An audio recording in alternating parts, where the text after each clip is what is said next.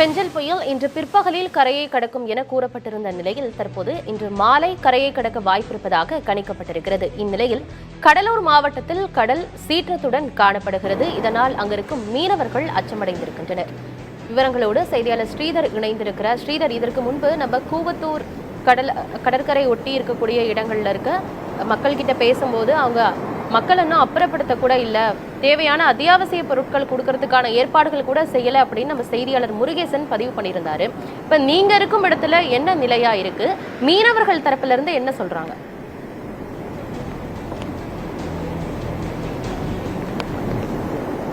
கடலூர் மாவட்டத்தை பொறுத்த வரைக்கும் இந்த 2011ஆம் ஆண்டு ஏற்பட்ட தானே புயலை யாருமே மறந்திருக்க மாட்டார்கள். அந்த அளவுக்கு மிகப்பெரிய ஒரு அழிவை கடலூர் மாவட்டத்திற்கு தந்தது. அதே போல்தான் தற்போது இருக்கும் இந்த புயலும் இருக்கும் என்ற ஒரு அச்சம் நிலவுகிறது. குறிப்பாக நாம் பார்த்துக் கொண்டிருக்கும் இந்த காட்சி என்பது தாழங்குடா மீனவ கிராமம். இந்த தாழங்குடா மீனவ கிராமம் 2004ஆம் ஆண்டு ஏற்பட்ட சுனாமியின் போதும் கடுமையாக பாதிக்கப்பட்டது. அதன் பிறகு தானே புயலும் கடுமையாக பாதிக்கப்பட்டது.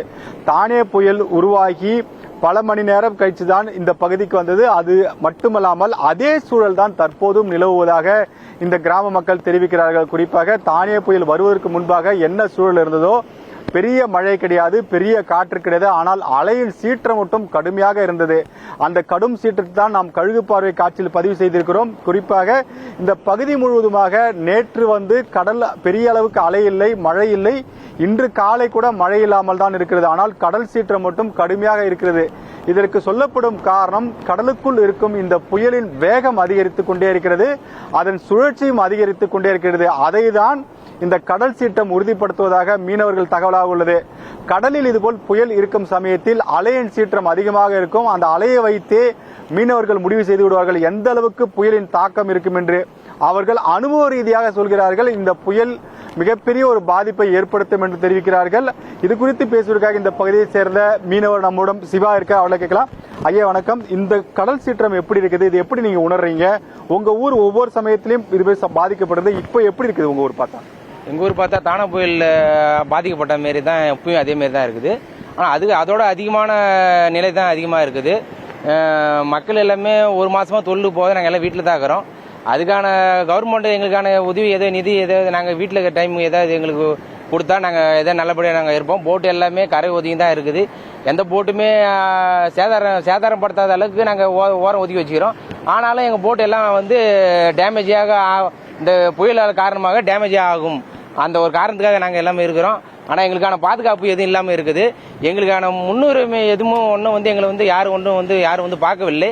ஆனால் நாங்கள் கொஞ்சம் அச்சுறுத்தலாக தான் இருக்கிறோம். இதேமாரி தானா புயல வரும்போதும் அமைதியாக தான் இருந்தது. ஆனால் அதோட வந்த பிறகு அதோட செயலே ஊரே ரொம்ப பாதிக்கப்பட்டது. அதே மாரி தான் உப்பையும் இருக்கிறது. புயல் ரொம்ப கடுமையாக தான் இருக்குன்னு சொல்றாங்க. அதே மாரி தான் அமைதியாகவும் தான் இருக்குது. புயலோட வேகம் ரொம்ப வேகமாக தான் இருக்குது. குறிப்பாக இந்த புயலின் தாக்கம் அதிகமாக இருக்கும் என்று சொல்லப்படும் காரணத்தால் நம்மளால் பார்க்க முடிகிறது. இந்த பகுதி முழுவதுமாக இந்த அலையின் சீற்றத்தை நம்மளால் உணர முடிகிறது. காரணம், இந்த பகுதியில் ஏற்கனவே பல முறை புயல் ஏற்பட்டு பாதிப்பு ஏற்பட்ட காரணத்தால் தான் ஐஐடி தொழில்நுட்பத்தில் இதுபோல் ஒரு தடுப்புகள் ஏற்படுத்தப்பட்டது. குறிப்பாக இதுபோல் பாறைகள் கொட்டினால் இந்த அலையின் சீற்றம் குறைக்கப்படும், இதனால் இந்த கிராமம் பாதிக்கப்படாது என்ற காரணத்தினால் அந்த ஐஐடி தொழில்நுட்பம் இந்த பாறைகள் அமைக்கப்பட்டது. ஆனாலும் அதையெல்லாம் மீறி தற்போது இந்த கடல் சீற்றம் நம்மளால் உணர முடிகிறது. நீங்கள் பார்க்கும் காட்சிதான் இந்த தாழங்குடா மீனவ கிராமம். இந்த மீனவ கிராமம் ஒவ்வொரு மழை சமயத்திலும் சரி, புயல் சமயத்திலும் சரி, சுனாமி சமயத்திலும் சரி பாதிக்கப்பட்ட கிராமம் தான். அந்த கிராமத்தை பாதுகாக்க ஏற்படுத்தப்பட்ட இந்த தடுப்புகள் எல்லாம் மீறி தற்போது கடல் சீற்றம் அதிகமாகிக் கொண்டே இருக்கிறது. இந்த புயலின் தாக்கம் நிச்சயமாக ஒரு பாதிப்பை ஏற்படுத்தும் என்ற ஒரு அச்சம் இருந்தாலும் மாவட்ட நிர்வாகம், தமிழக அரசும் பல்வேறு முன்னெச்சரிக்கை நடவடிக்கை மேற்கொண்டிருக்கிறோம் என்று தெரிவிக்கிறார்கள்.